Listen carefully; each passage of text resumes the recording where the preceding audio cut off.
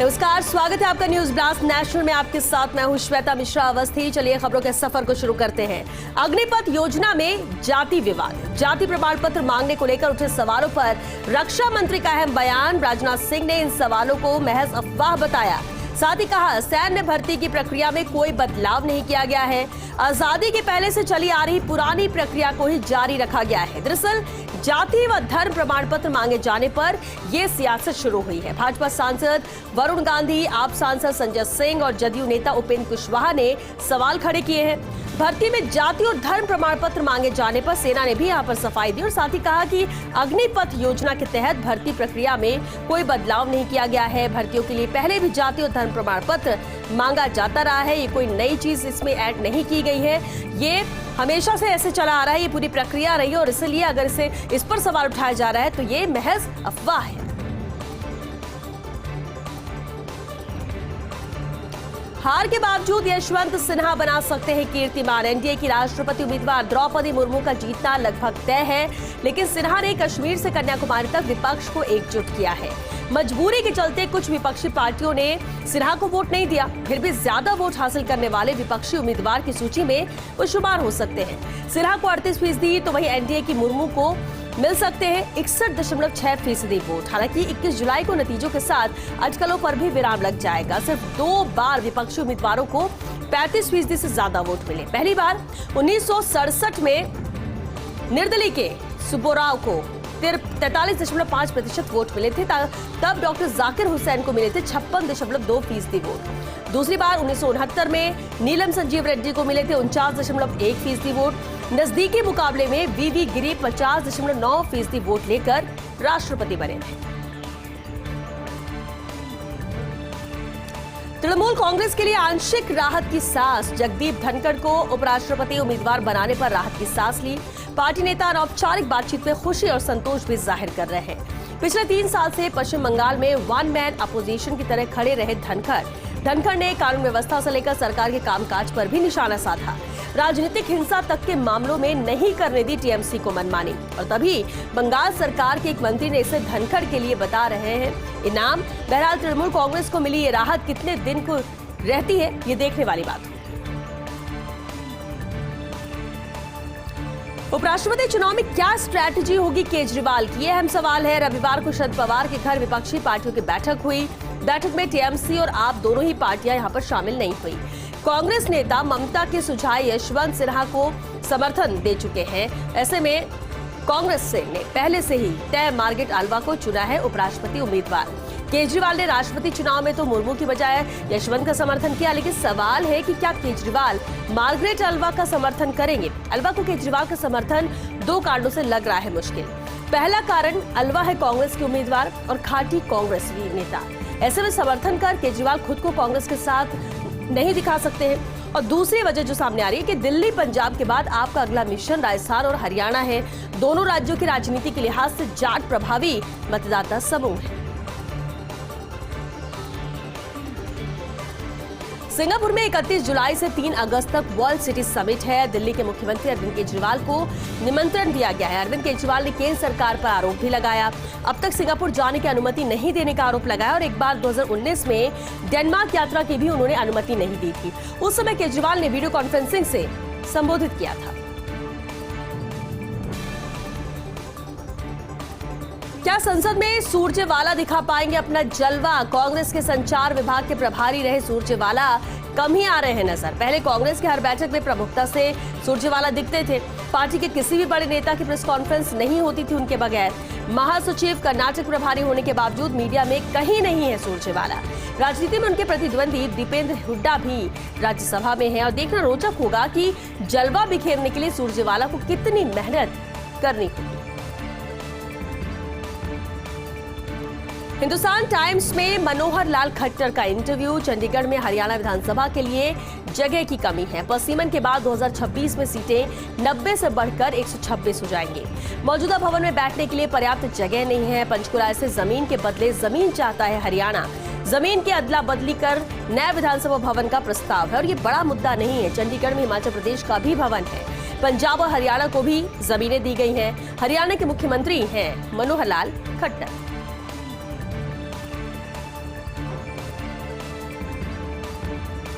Punjab CS Vijay Kumar Janjua के promotion को high court में चुनौती दी गई है। पंजाब हरियाणा हाईकोर्ट ने स्वीकार की प्रमोशन को चुनौती देने वाली याचिका।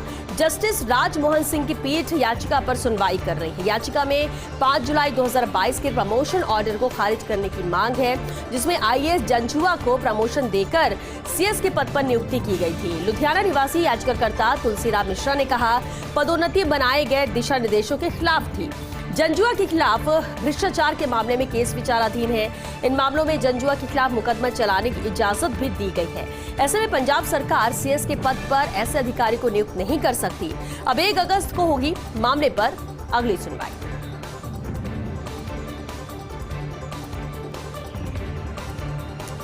थमने का नाम नहीं ले रहे विमान सेवाओं के दौरान गड़बड़ियों के मामले। एक ही दिन में गो एयर के 2 विमानों में तकनीकी खराबी हुई।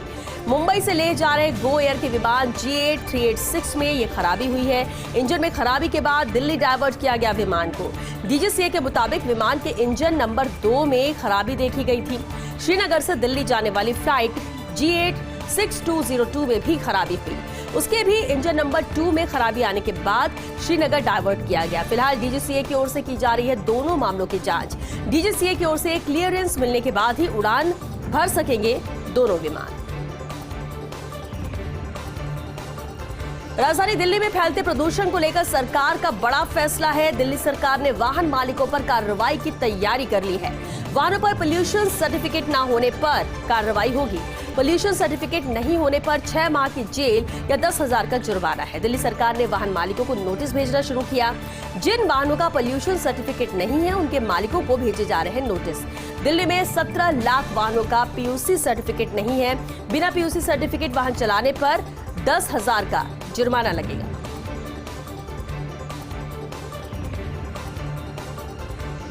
यूरोप, अमेरिका और चीन में गर्मी का कहर है। फ्रांस, स्पेन, पुर्तगाल समेत 10 देशों में जल रहे हैं जंगल। राजनीतिक अस्थिरता झेल रहा ब्रिटेन भी गर्मी से झुलस रहा है। गर्मी के कारण ब्रिटेन में पहली बार राष्ट्रीय आपदा घोषित की गई। ब्रिटेन में पहली बार पारा जा सकता है 40 डिग्री के पार। अमेरिका के 5.5 करोड़ लोग गर्मी की चपेट में हैं। चीन के शंघाई समेत 68 शहरों में गर्मी का रेड अलर्ट जारी है। यूएन ने चेताया है, सामूहिक आत्महत्या के मुहाने पर आधी मानवता है, फिर भी हम जीवाश्म ईंधन की लत को नहीं छोड़ रहे हैं। यूरोप, अमेरिका और चीन में गर्मी का कहर बरप रहा। और भी कई ऐसे देश हैं जो गर्मी से जूझ रहे हैं। फ्रांस, स्पेन, पुर्तगाल समेत करीब 10 देश हैं जो गर्मी से परेशान हैं। बढ़ते आगे, G20 सम्मेलन के लिए 35 से ज्यादा स्थानों पर तैयारियां जारी हैं। 2030 में G20 प्रेसिडेंसी की मेजबानी करेगा भारत। इसके तहत जनवरी से अक्टूबर के दौरान करीब 140 बैठकें होंगी। 35 शहरों की सूची तैयार की गई है और इनमें और शहर भी जुड़ने की संभावना है। उदयपुर, आगरा, प्रधानमंत्री का निर्वाचन क्षेत्र वाराणसी इसमें शामिल है। एयरपोर्ट, स्टार होटल्स की उपलब्धता के आधार पर यह सूची बन रही है। इस महत्वपूर्ण आयोजन में राज्य सरकारों का भी सहयोग रहेगा। रिलीज से पहले ऐश्वर्या राय की फिल्म पर लगा ग्रहण। चोल साम्राज्य के संघर्ष की कहानी पर आधारित फिल्म पोन्नियिन सेल्वम कुछ दिन पहले जारी हुआ था फिल्म का टीजर, जिसे दर्शक कर रहे थे काफी पसंद। फिल्म की कास्ट, कहानी और ग्राफिक्स को लेकर भी खूब चर्चा है, लेकिन रिलीज से पहले ही विवादों में फंसती नजर आ रही है ये फिल्म। मणिरत्नम द्वारा निर्देशित है फिल्म पोन्नियिन सेल्वम। जानकारी के मुताबिक फिल्म में पकड़ी गई है एक बड़ी गलती, जिस वजह से कोर्ट ने जारी किया फिल्म मेकर्स को नोटिस। वकील ने मेकर्स पर सवाल उठाते हुए कहा कि उन्होंने इसकी कहानी को गलत तरीके से पेश किया है और फिल्म से जुड़े ऐतिहासिक तथ्यों की जांच के लिए स्पेशल स्क्रीनिंग की मांग की गई है। तो कहानी को गलत तरीके से पेश किया गया है, ये वकीलों का कहना है। फिल्म से जुड़े जो ऐतिहासिक तथ्य हैं उनकी जांच के लिए स्पेशल स्क्रीनिंग की यहां पर मांग भी की गई है। चोल साम्राज्य के संघर्ष की कहानी पर आधारित फिल्म पोन्नियिन सेल्वम, कुछ दिन पहले ही इसका ट्रेलर जारी किया गया। एशियन गेम्स की नई तारीखों का ऐलान हो गया है। अगले साल 23 सितंबर से 8 अक्टूबर के बीच होगा एशियन गेम्स का आयोजन। चीन की आर्थिक राजधानी शंघाई से 175 किलोमीटर दूर हांगझू में होंगे Asian games. Olympic council of Asia ने आज इसकी घोषणा की है। पहले इस साल 10 से 25 सितंबर के बीच होना था एशियाई खेलों का आयोजन, लेकिन चीन में कोरोना के मामले बढ़ने के कारण इस टूर्नामेंट को स्थगित किया गया है। यानी अब अगले साल 23 सितंबर से 8 अक्टूबर के बीच होगा। ये एशियन गेम्स का आयोजन चीन की आर्थिक राजधानी शंघाई से 175 किलोमीटर दूर होना है। हांगझू में होंगे Asian games. Olympic council of Asia ने आज इसे लेकर घोषणा की है। हालांकि पहले इस साल 10 से 25 सितंबर के बीच इसे होना था, लेकिन एशियाई खेलों का आयोजन चीन में कोरोना के मामले जिस तरह से बढ़ रहे हैं उसकी वजह से इस टूर्नामेंट को स्थगित किया गया। बीसीसीआई के उपाध्यक्ष पद से इस्तीफा देंगे राजीव शुक्ला। 6 वर्ष के लिए राज्यसभा सांसद चुने गए हैं कांग्रेस के राजीव शुक्ला। बीसीसीआई के संविधान के मुताबिक उपाध्यक्ष पद से वो इस्तीफा देंगे।